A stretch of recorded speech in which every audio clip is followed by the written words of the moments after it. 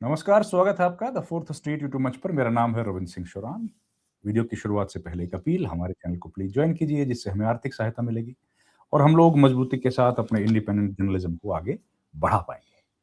और अब आज के मुद्दे पर बातचीत। मुद्दा है कि ट्रंप ने जो बात कही है कि 500% तक भारत पर टैक्स लग सकता है, भारत, चीन और रशिया। तो इसका क्या असर होगा, ये बात जानने के लिए आप देख पा रहे हैं हमारे साथ इस वक्त जुड़े हैं गिरीश जोशी, वरिष्ठ पत्रकार हैं और अंतर्राष्ट्रीय संबंध और अर्थशास्त्र पर इनकी गहरी नजर है, गहरी पकड़ है। तो उन तमाम मुद्दों पर बात करेंगे कि भारत पर इसका क्या असर पड़ेगा, किसान पर क्या असर होगा और क्या असर होगा इसका रोजगार पर। गिरीश भाई नमस्कार, बहुत बहुत स्वागत है आपका। धन्यवाद सुरन जी। गिरीश जी, 500% टैक्स लगाने की बात हो रही है, टैरिफ लगाने की, ये तो बहुत ज्यादा हो जाएगा, भारत के लिए तो बड़ा नुकसान हो जाएगा सर। अभी जी उसको आप पूरे ग्लोबल परिप्रेक्ष्य में देखो तो अब आदमी वही डराता है जो खुद सबसे ज्यादा डरा हुआ होता है। आप इसका पूरा सिनेरियो में देखिए, ये कोशिश कर रहा है अभी अपने आप को एक जनता का, दुनिया का हवालदार एस्टेब्लिश करने के लिए। वो सिचुएशन जो आज से 20-30 साल पहले थी, वो अब ग्लोबल सिनेरियो रहा नहीं है। जियोपॉलिटिक्स में बहुत सारा चेंजेस आ गया है। अब पहली बात तो ये है कि as an president of America इसको ऐसा कोई अधिकार नहीं है वो अपनी तरफ से कुछ बोल सकता है। अगर यूनाइटेड सिक्योरिटी काउंसिल का चैप्टर 8 में ऐसा है कि सब जो मेंबर्स हैं वो तय करेंगे, तब जाके किसी कंट्री पे सैंक्शन लगेगा। अब G7 के जो मेंबर्स हैं वो ऐसा कह सकते हैं कि भाई हमारे एक मेंबर ने कुछ सैंक्शन लगाया तो हम बाकी के 6 लोग भी उससे वो धंधा नहीं करेंगे। पहली बात तो ये है। अब ये खुद यूक्रेन से यूरेनियम, रशिया से यूरेनियम लेने को तैयार है। जो हम ऑयल मंगाते थे, हम जो जामनगर में रिफाइन करते थे, वो तो तुम्हारे यूरोपियन यूनियन के मेंबर्स भी लेते थे, नाटो वाले भी लेते थे और तुम भी ले रहे थे। तो इसका ये दोगलापन जो है वो खुला पड़ रहा है। The main reason behind this is कि इसका इकोनॉमिकल स्टेटस बहुत ही ज्यादा खराब हो रहा है। वो ये इसके तो इनके भी जो गोदी मीडियाज है उसके डिस्कस करेंगे नहीं। अमेरिका 36 ट्रिलियन की डेप्ट में है।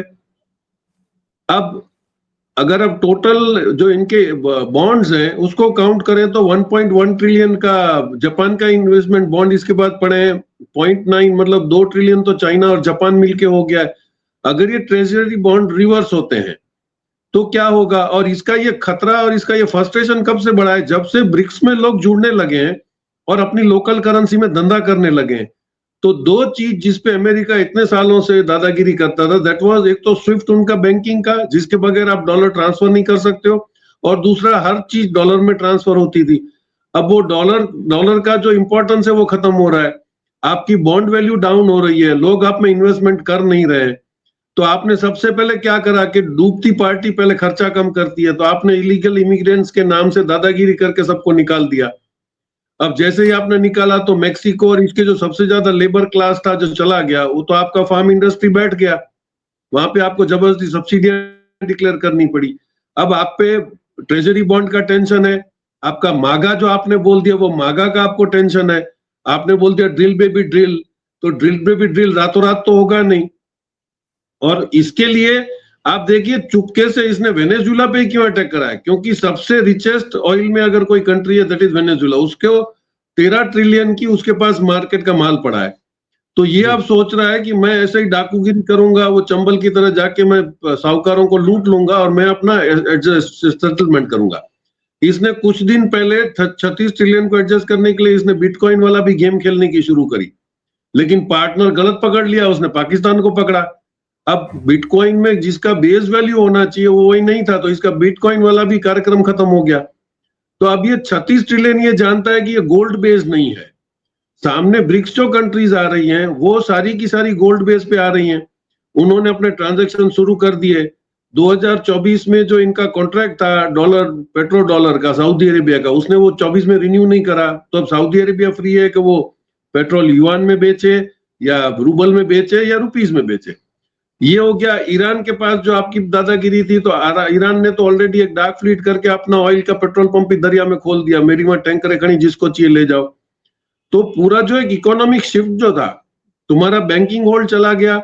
और फिर इसको ऐसा था कि अगर सैटेलाइट से मेरे सैटेलाइट से काम कर रहे हैं तो मैं उसको रोक पाऊंगा, तो वो हुआ नहीं। चाइना ने उतनी सैटेलाइट अपनी लगा दी और उसने एक बाइडू एप्लीकेशन शुरू कर दिया। बाइडू से फाइनेंशियल ट्रांसफर्स हो रहे हैं। बाइडू अभी तो डिफेंस में भी इतना ज्यादा प्रोग्रेसिव हो गया है कि ईरान की वॉर उसने बाइडू पे लड़ी, हमने दिखा कि गूगल बंद करने के बाद उसकी क्या पोजीशन है। अब ये 500% वाली जो बात कर रहा है, इसमें जो मीडिया है वो इतना ज्यादा इंप्रेशन क्रिएट करने की कोशिश कर रहा है कि पूरा हिंदुस्तान की इकोनॉमी बर्बाद हो जाएगी। आप मोटा मोटा सोचिए कि एक तो सेल्फ सस्टेनिंग 140 करोड़ की हमारी इकोनॉमी है, उसमें टोटल हमारा जो हम लोग एक्सपोर्ट डिपेंडेंट कंट्री तो है नहीं, हमारा 21% का एक्सपोर्ट का शेयर है। अब 21% में हम डॉलर के लिए मर जा रहे हैं क्योंकि हमको डॉलर चाहिए थे ऑयल लेने के लिए। अब ऑयल वाला आपका कंजशन चला गया क्योंकि अभी आप रशिया से ऑयल रूबल में ले सकते हो, चाइना से ले सकते हो, आप कोरिया से ले सकते हो। एक ये आपका सेफ गार्ड चला गया। अब पूरी पॉपुलेशन हिंदुस्तान की अगर पकड़ो उसमें 6.5% ही शेयर बाजार में खेल रहे हैं। अब ये 6.5% के लिए, क्योंकि इसमें आपके बड़े बड़े हाथी की मार्केट डूबती चली जा रही है, 20-40 लाख रुपए का उसमें झटका पड़ जाएगा। तो ये जो आप देख रहे हो उसको फ्लोट करने के लिए, क्योंकि हमारा तो पूरा इकोनॉमी देखिए तो अभी शेयर बाजार को इन्फ्लुएंस करने के चक्कर में सारे पॉलिटिशियंस भी हैं, सारे न्यूज मीडिया भी हैं। तो उनको ये है कि शेयर बाजार बचा के रखो क्योंकि इकोनॉमी उस पर डिपेंडेंट है। ये उन्होंने क्लाउड खड़ा किया हुआ है, जिस दिन कोई हर्षद मेहता जैसा आ जाएगा उनको लाके वो हाशिए पे धकेल देगा। तो I think this is not the narrative. 500 लगाने की बेवकूफी है। और अगर इतना ही वो स्ट्रिक्ट होता तो जब उसने अगस्त में लगाया तो हमारा 40% डाउन हुआ एक्सपोर्ट का बिजनेस एक महीने के लिए। नवंबर में फिर वो 22% से बढ़ गया, क्योंकि ये भी शाना है। इसने देखिए उस पे सैंक्शंस नहीं लगाए, फार्मास्यूटिकल पे, सेमीकंडक्टर्स पे और इंजीनियरिंग आइटम पे, क्योंकि वो तीन ही सबसे सस्ती हम लोग दे रहे थे उसको। तो ये जो अपने फायदे की बात होता है करता, इंडिया पे सैंक्शन लगा देगा, वो लगा दे 500% फार्मा पे, उसको दवाई देगा कौन? सबसे ज्यादा एपीआई हम लोग बना रहे हैं, जेनरिक मेडिसिन में हमारी मास्टरी है। और यूरोप वगैरह में तो आप किसी कंपनी का तो रेकमेंड कर नहीं सकते हो, डॉक्टर जेनरिक मेडिसिन का कंपोजिशन ही रेकमेंड करता है, किसकी कंपनी की देनी है वो तो केमिस्ट तय करता है। तो जेनरिक मेडिसिन का जो वहां पे होल्ड है, हमारे ऑलरेडी वहां पे मैन्युफैक्चरर्स बैठे हुए हैं। अब इसमें देखिए इसको वेनेजुएला पे ये अटैक करता है, इसका दोगलापन इसमें देखिए कि वहां पे ऑलरेडी 3 अमेरिकन कंपनीज काम कर रही थी, एक्सॉन मोबिल था, कॉनकॉन था और शेवरॉन था। 2007 में इनके आपस के झगड़े में दोनों चले जाते हैं और जैसे ही ये डिक्लेयर करता है कि वेनेजुएला की कंपनियां अब अमेरिकन चलाएंगी तो ये 3 कंपनियों के शेयर शूट हो जाते हैं। ये भी वहां शेयर मार्केट की गेम कर रहा है। अब वो अमेरिकन कंपनीज के शेयर बढ़े, अब उनसे वो पैसे लेगा।